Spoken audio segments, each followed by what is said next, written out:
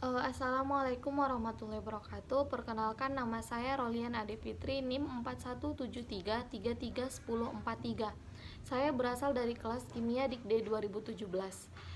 Di sini saya akan mempresentasikan hasil skripsi saya yang berjudul Pengembangan Bahan Ajar berbasis proyek berbantuan multimedia pada materi hidrokarbon ataupun alkena di sekolah menengah atas. Jadi, saya akan memasuki penjelasan saya pada bab 4 hasil dan pembahasan.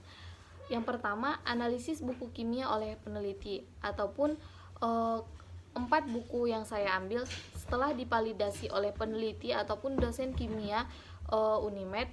Buku A menghasilkan kelayakan isi 3,25, kelayakan bahasa 3,50, kelayakan penyajian 3,44, kelayakan kegrafikan 3,63, yang mana dari semuanya menghasilkan rata-rata 3,45. Kemudian buku B, kelayakan isi 3,33, kelayakan bahasa 3,40, kelayakan penyajian 3,44, kelayakan kegrafikan 3,55, rata-ratanya 3,43. Buku C, kelayakan isi 3,41, kelayakan bahasa 3,16, kelayakan penyajian 3,22, kelayakan kegrafikan 3,51, rata-ratanya 3,28. Yang terakhir buku D, kelayakan isi 3,16, kelayakan bahasa 3,30, kelayakan penyajian 3,33, kelayakan kegrafikan 3,44 dengan rata-rata 3,30. Yang mana kelayakan isi, kelayakan bahasa, kelayakan penyajian, dan kelayakan kegrafikan itu berdasarkan sistem penilaian sistem kelayakan buku berdasarkan BSNP ataupun Badan Standar Pendidikan Nasional. Nah, setelah dianalisis, hasil penyajian kelayakan isi, kelayakan bahasa, kelayakan penyajian, dan kelayakan kegrafikan terhadap 4 buku kimia ini memberikan hasil yang berbeda-beda. Kemudian selanjutnya, analisis kebutuhan multimedia oleh peneliti, yang mana rata-ratanya 1,75 sehingga kriteria validasinya kurang valid, sehingga sebagian isi media pembelajaran harus direvisi. Kemudian hasil validasi bahan ajar oleh dosen. Yang pertama, kelayakan isi 3,67, kelayakan bahasa 3,64, kelayakan penyajian 3,55, kelayakan kegrafikan 3,62, rata-ratanya 3,62, sehingga kriteria validasinya adalah valid dan tidak perlu direvisi. Kemudian hasil validasi bahan ajar oleh guru menghasilkan rata-rata 3,70, yang mana kriteria validasinya adalah valid dan tidak perlu direvisi. Hal ini berarti penilaian bahan ajar berbasis proyek pada materi hidrokarbon valid dan tidak perlu direvisi. Maka dapat disimpulkan bahwa bahan ajar berbasis proyek pada materi hidrokarbon yang telah dikembangkan dapat digunakan sebagai bahan ajar. Kemudian selanjutnya adalah hasil validasi multimedia oleh ahli. Yang pertama, pada awalnya sebelum direvisi menghasilkan rata-rata 2,45. Itu kriteria validasinya adalah kurang valid.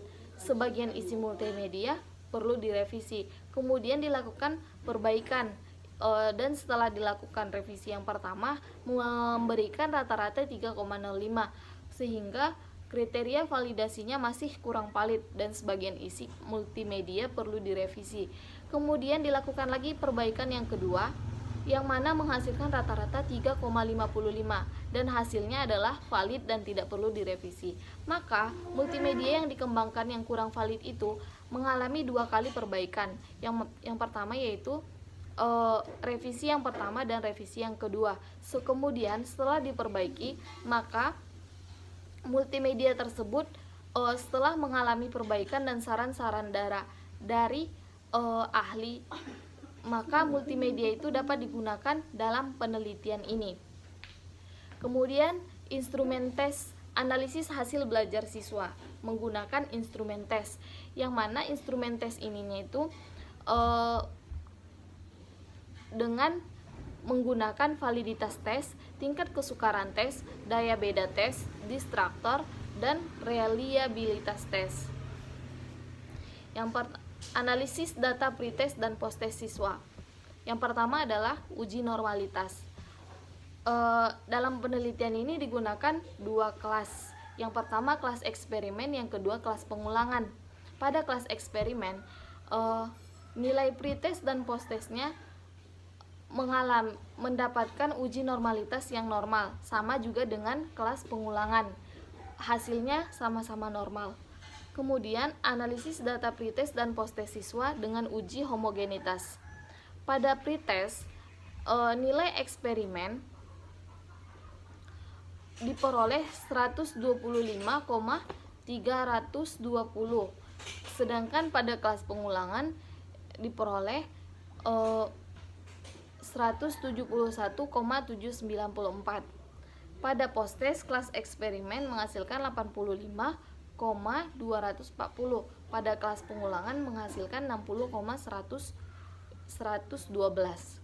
Nah, diperoleh harga F hitung pretest 1,370 dan harga F hitung posttest 1,418. Sehingga tabel nilai untuk distribusi F dengan taraf nyata signifikan 0,05 dan daya beda pembilang 39 dan daya beda penyebut 39 juga, maka diperoleh F tabelnya 1,705.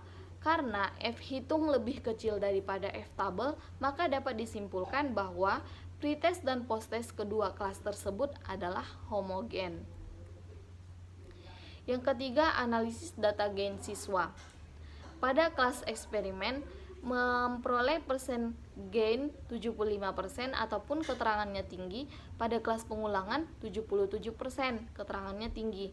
Sehingga dapat disimpulkan bahwa bahan ajar dan multimedia yang digunakan di sekolah sebelum dikembangkan pada materi alkohol dan ether suku alkohol. Baiklah, dari penjelasan saya tadi dapat disimpulkan bahwa bahan ajar dan multimedia yang digunakan di sekolah sebelum dikembangkan pada materi hidrokarbon ataupun alkena sudah memenuhi kriteria kelayakan isi, kelayakan penyajian, kelayakan bahasa, dan kelayakan kegrafikan menurut standar BSNP yang memperoleh penilaian rata-rata 3,36. Namun, masih terdapat beberapa kekurangan di berbagai submateri, sedangkan analisis yang dilakukan pada media pembelajaran memperoleh nilai 1,75 yang dikategorikan belum memenuhi standar. Yang kedua, bahan ajar berbasis proyek menggunakan multimedia yang telah dikembangkan pada materi hidrokarbon sudah memenuhi kriteria kelayakan isi, kelayakan penyajian, kelayakan bahasa, dan kelayakan kegrafikan sesuai standar BSNP. Hal ini dapat dilihat dari rata-rata hasil validasi dosen, yaitu 3,62, dan rata-rata hasil validasi guru, yaitu 3,70. Yang ketiga, hasil belajar kimia siswa yang dibelajarkan dengan menggunakan bahan ajar berbasis proyek dengan multimedia pada materi hidrokarbon lebih tinggi atau rata-rata 79,87 di kelas eksperimen dan rata-rata 80,87 di kelas pengulangan, dan kriteria ketuntasan minimal adalah 76 KKM 76. Yang keempat, persen peningkatan hasil belajar siswa menggunakan bahan ajar berbasis proyek menggunakan multimedia pada materi hidrokarbon sebesar 75% di kelas eksperimen dan 77% di kelas pengulangan. Jadi, dari hasil penelitian tadi, saran yang saya berikan yang pertama untuk guru ataupun calon guru disarankan untuk menggunakan bahan ajar berbasis proyek sebagai salah satu alternatif pembelajaran untuk meningkatkan hasil belajar siswa, khususnya mata pelajaran kimia. Yang kedua, bagi peneliti selanjutnya yang ingin melakukan penelitian yang lebih lanjut disarankan lebih memperhatikan kelemahan dalam bahan ajar ini dan dapat mengkolaborasikan dengan media yang sejalan dengan perkembangan teknologi sehingga membuat pembelajaran menjadi semakin menarik.